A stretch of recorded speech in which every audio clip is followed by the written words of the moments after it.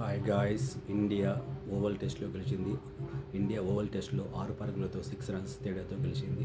అసలు ఈ match India గెలుస్తుందని ఎవరు అనుకోలేదు. ఎందుకంటే ఈరోజు ఇంగ్లాండ్ చేయాల్సిన రన్స్ ఓన్లీ 40 రన్సే ఉన్నాయి. కానీ ఇండియా అద్భుతంగా ఆడి గెలిచింది.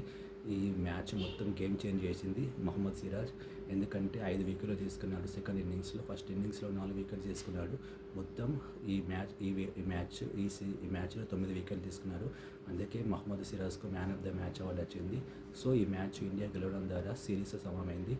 ఇండియా 2 మ్యాచ్లు గెలిచింది, ఇంగ్లాండ్ 2 మ్యాచ్లు గెలిచింది, ఒక మ్యాచ్ డ్రా అయింది. మొత్తానికైతే సిరీస్ అయితే డ్రా అయింది.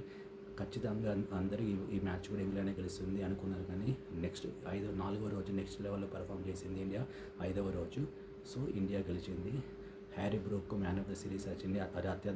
ఇంగ్లాండ్ చెందిన Harry Brook man of the series వచ్చింది.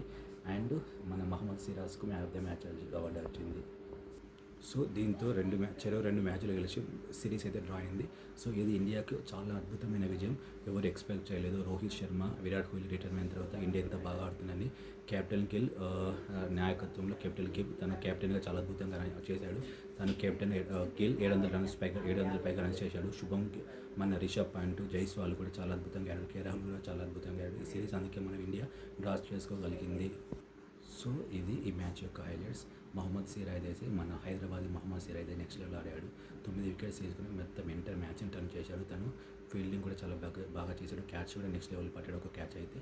సో ఇది మ్యాచ్ యొక్క హైలైట్. సో ఈ మొత్తానికి ఇండియా గెలిచింది. ఇది మ్యాచ్ యొక్క highlight as of now. Thanks for watching this video. Thank you so much.